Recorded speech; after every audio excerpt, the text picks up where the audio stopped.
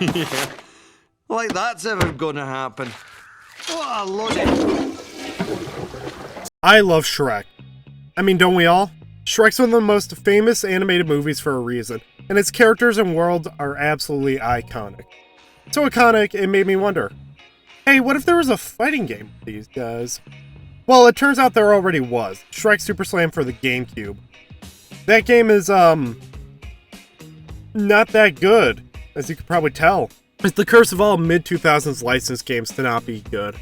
But this arena fighter actually has a somewhat notable competitive scene and a pretty dedicated player base, learning the trumpet dashes and all that. But the roster of this game could be a lot better, I thought. It only pulls from the first two Shrek movies and not everything following it. So I figured, let's pull a Thorgi's Arcade on this one and build that roster.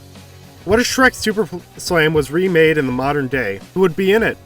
With Shrek 5 possibly on the horizon, I can think of no better way to celebrate the over 20-year legacy of this big green ogre.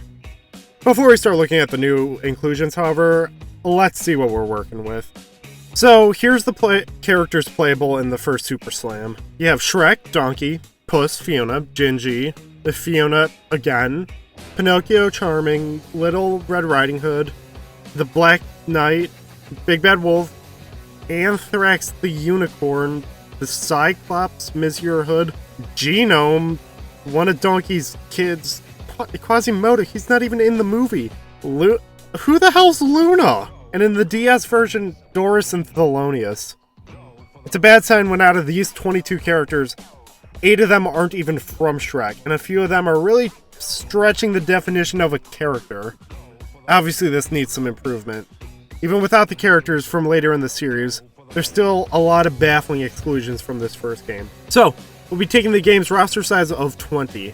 Yeah, I think it's fitting because it's about the same size as the recent DreamWorks kart game, and it's a lot of slots without being too many slots. There will be some exclusions from this roster, because it's not fun if literally everyone's represented. On the topic of representation, let's talk rules.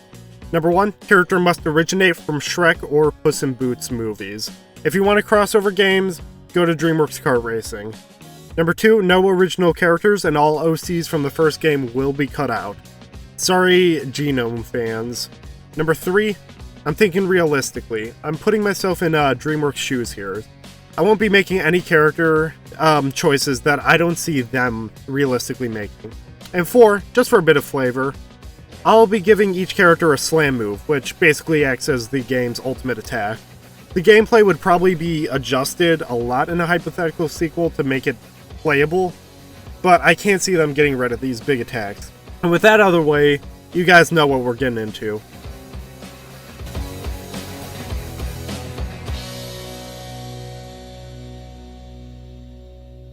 Oh, really?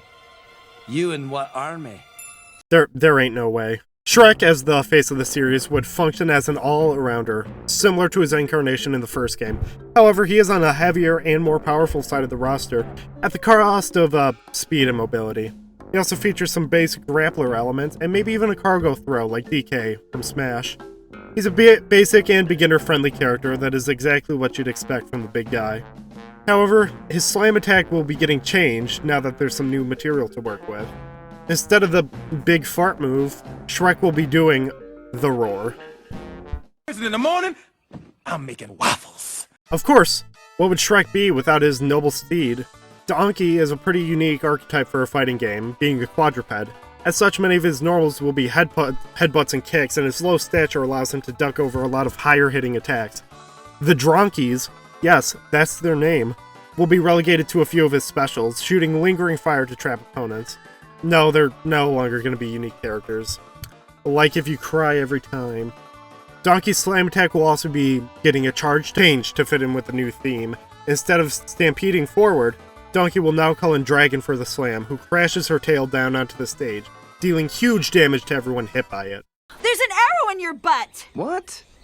Oh, would you look at that? And rounding out the main trio from the first game is Fiona, who will function a bit differently than how she did in the original version. She's now a stance fighter, not unlike Zelda and Sheik in Melee, where she can switch between her ogre and human forms at will. In her human form, she's very nimble brawler with fast attacks and low startup, perfect for starting combos. Her ogre form is now a direct reference to Shrek 4, using the warrior princess design and fighting with a giant axe. You can switch between characters and combos at will, so you can chain the different types of attacks to your heart content, making Fiona quite the versatile fighter. She also sports 2 different slam attacks. In her ogre form, it's a massive spin with her axe. In her human form, she sings a beautiful, yet deadly song. Fear me if you dare. Puss has gotten quite the glow up from when the first Super Slam released, and is now a mainstay member of the Shrek cast, having 2 standalone movies. While his personality and interactions are now updated to reflect that, his core gameplay sticks to his roots. A small and very fast sword fighter, he has some of the best evasion of any character in the game, and his sword gives him better range than most of the brawlers in a similar archetype. So even though he's got more to work with, it's still the same old Puss. Even his slam move will be still the same, the cuteness ray. And with that, we have the 4 most important characters of the series, the 4 that appear on the cover art to the DVDs, and we'll be stepping away from Shrek 1 for now, to fill in the roster for Shrek 2, starting with the most baffling exclusion from the original game.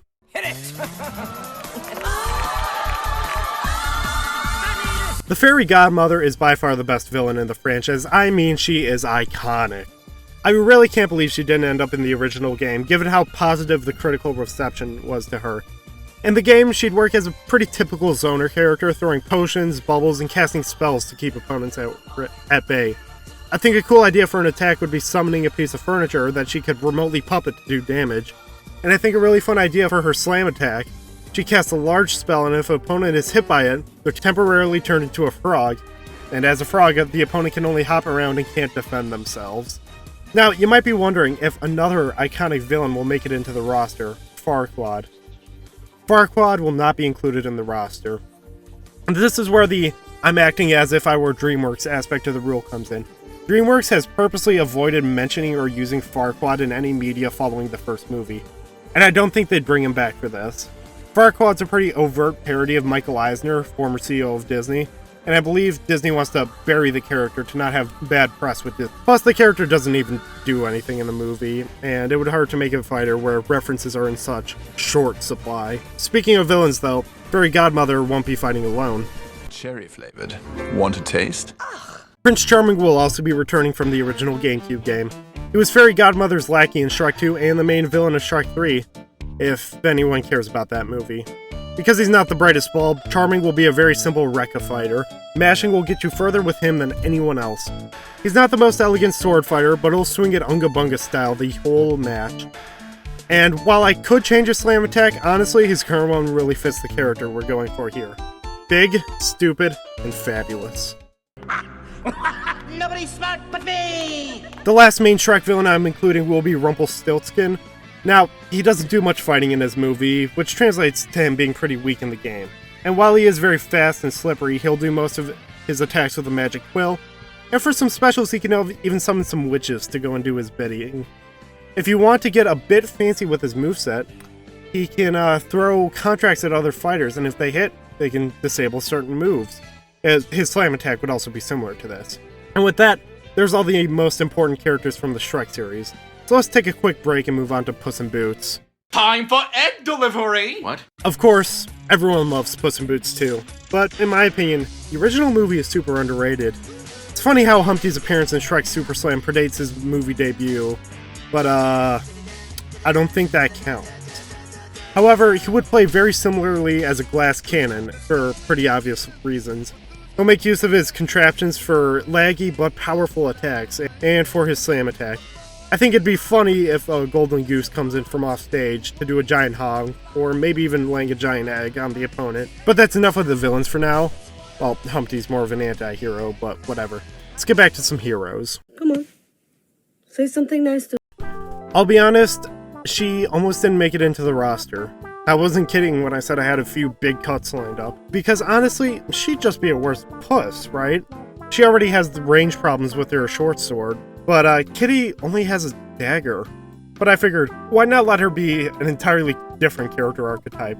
Whereas Puss is a rushdown fighter, not unlike Fox or Pikachu in Smash, Kitty would be an assassin-like character, like Sheik or Meta Knight.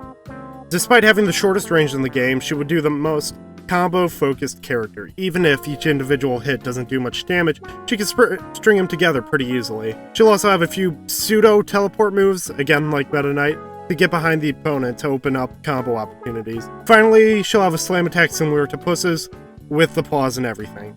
If it ain't broke, don't fix it. Additionally, Perito will make a few appearances in her animations, because that stupid mutt won't be getting his own moveset.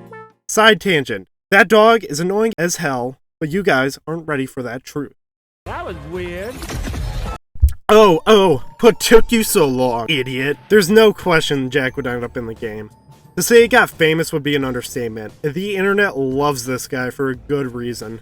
Gameplay-wise, he'd be a character with a very diverse set of options, best at keeping opponents at a distance.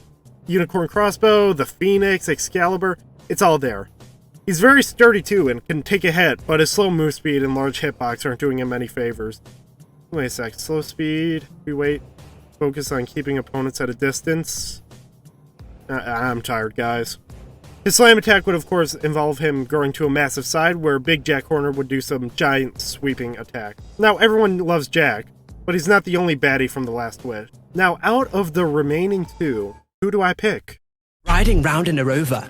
If I see Optimus over. Yeah, you might not have been expecting Goldilocks, but I passed over Death for two reasons.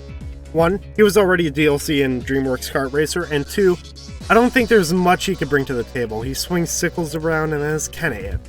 That's the safe option, but with roster making, you gotta live a little. Goldie will be riding around on one of the bears, and possibly with the ability to switch which one she's riding for different stats. Her cane attacks would be light and quick, and the bear's attacks strong and heavy, giving her different advantages at different ranges. I don't really have any solid ideas for the slam attack, but having all three bears come in to throw hands, or paws, is a pretty cool idea. Alright, we have everyone I would consider vital to the plot of the Shrek series, with certain exceptions I already mentioned. But one thing this series is famous for is the memorable side characters. So let's get schmoovin'. I'm wearing ladies' underwear. Are you? Of all the fairy tale creatures, Pinocchio might just be the most iconic. Pinocchio will fight similarly to the original Superslam, and he could even keep the comical boxing gloves, because he doesn't do much fighting in the movie. Overall, he's an all-arounder who doesn't excel in any particular area. I'll definitely be changing that god-awful slam attack though. He becomes a mosquito? Huh? I'll be pulling from the additional media from this slam attack, specifically referencing the Exorcist parody from Scared Shrekless. I'm guessing a huge ghost will erupt from his body and fly around the stage for an attack. I don't know, there's not much to work with for him. Not the buttons! Not my gumdrop button! The other of the most iconic fairy tale creatures, Gingy, will be reprising the game, and I like the idea of having him fight with a giant candy cane. It's a pretty neat touch. Gingy would also be an all-arounder, with a few candy projectiles to spice things up. And unlike Pinocchio, his slam attack is pretty easy to figure out. They'll call him Mongo to do a massive attack on the stage. I think that's the last of the big guy attacks stage slam attacks. I'm honestly shocked there's so many. What? And rounding out the Shrek 1 side characters is the Big Bad Wolf, which the original game calls the Huff and Puff Wolf for some bizarre reason. You know who I'm talking about. It's the gender-confused wolf. And one more time, he fights similarly to the original Super Slam, and his Super Slam is still the blowing move. Tomorrow night on Be Larry King, we're gonna have 3 former queens. Next up in the list of secondary characters is Doris, bartender from the Poison Apple. While she plays a minor role in Shrek 2, she is more prominent in Shrek 3, where she's a member of Fiona's Royal Circle. That's also where most of her moveset comes from, being a basic bruiser, but it also gave me another idea for her. Well, if she acts as a summon fighter, getting some of the different princesses to help with her special attacks. Cinderella can throw her glass slipper, Sleeping Beauty would have an attack that puts opponents to sleep, stuff like that. Really, Doris could serve as a representative of all the princesses that appear throughout the movie. And for her slam attack, all the princesses gathered to sing Led Zeppelin's Immigrant Song poorly. It's literally off-key. They... Skedaddle, skedoodle, your dick is now a noodle. When making the roster, I wanted to have a character to represent each movie, typically one that only appears in said movie and not again. And unfortunately, Shrek 3 does not have a representative yet. Charming and Doris do have big roles in that film, but they both debuted in Shrek 2. Nobody likes this movie. Nothing interesting happens in it, it's so boring. The first choice for a representative of it would be Justin Timberlake as Arthur, but he would just play like a beta version of Charming, which he is. So I'll be choosing Merlin for this role. Yes, he's really annoying, but there's really no one else that works. He would act as a typical ranged spellcaster, maybe some big close-range fire attack. I got nothing for a slam attack, so I'll just have him cast Fireball. Do a dex saving throw. What he's basically saying is he likes to get paid. As we're reaching the final slots, it's important to fill some roles that haven't been filled yet. And while we have all the major antagonists, we don't really have any minor ones. So the next character returning from the original roster will be Monsieur Hood, aka Robin Hood. Another one of the more all-arounder characters, Hood will have some pretty good mobility options. His bow and arrow is a useful projectile, and his slam attack will remain the same, the Merry Men Arrow Rush. Pretty standard all things considered, but I'll take this time to mention it was between him and the Pied Piper from 4, and while he would have a more interesting moveset, Hood is a lot more iconic than him. But it's not like Shrek 4 will go without additional representation.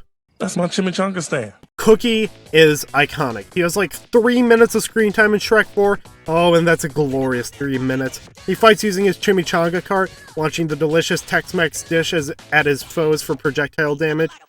But he's not in here for his gameplay. It's for his personality. I think having unique interactions with the characters pre-battle is a fun idea, and we all know this lad would have the best one. And his slam attack? I'm thinking something like Kirby's old Final Smash, where he turns whoever's nearby into a soup. We're almost done with this list, so who could the last slots belong to? King Harold? The Cyclops? Simon Cowell? Yes, this is real. Well, I decided on Captain Hook. He's a minor character throughout the series, but he was a bit of a threat in Shrek 3 and already appeared in the original game. Completely wild with his moveset though, making it chock full of pirate weapons and tropes. His slam attack from the first game is also retained, where a barrage of cannonballs. If you think there's a better choice for this slot, I implore you to just wait a couple minutes, as all will be revealed soon. But for now, following Build That Roster rules, now's the time for my personal pick. Pick number 3, my lord. Thelonious. God, I love this guy.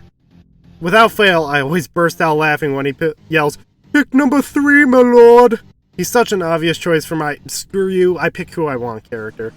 But functionally, he'd replace Black Knight in terms of the first game and carry around a huge axe for his attacks. I don't really know what his slam attacks would be. Maybe you dropped an execution table on him. I don't care, just put him in the game. And for a special interaction, instead of getting stunned like everyone else during Puss and Kitty's slam attack, he'll pull out the awe sign. And that's it! That's all the characters from the base roster of Shrek Superslam 2. I think it's a good balance of heroes and villains, big names and obscure characters, with a variety of playstyles. But it's not perfect. Some of you may have seen this coming, but we're not done here yet. Given that DreamWorks Kart Racing got a DLC pack, it only makes sense that this one would too. Let's say 4 more characters. And because I'm thinking like DreamWorks, it would make sense to have some of the fan-favorite characters saved for the DLC. Now it all makes sense. This will be the Bad Eggs character pack, and yes, they're all villains. I'd already know who's first.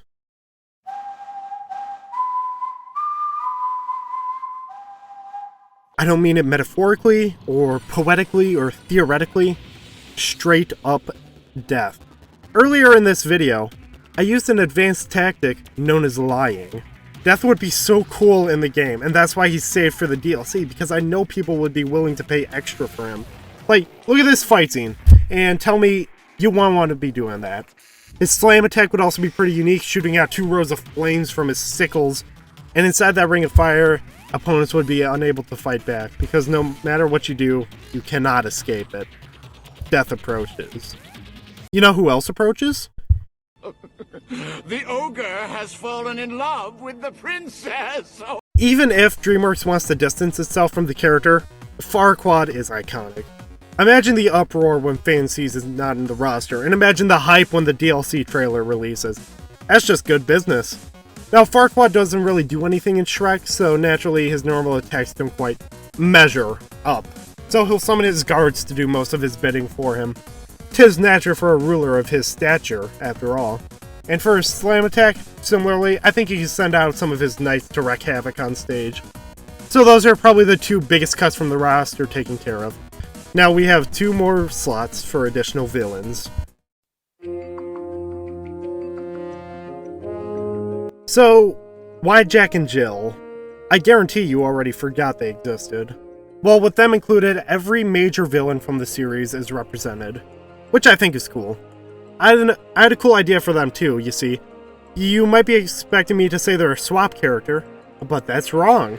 I envision them playing like the Ice Climbers, where you control both at once. So even if they'll have a simple moveset, the amount of tech possible with them is insane, leading to a very high skill ceiling. And for their slam attack, I see 2 options. One is them using their magic beans to sprout a giant beanstalk in the middle of the stage, or they get on their wagon and ride it around the stage for huge damage. And now, for our final fighter. It's probably the scariest character of them all.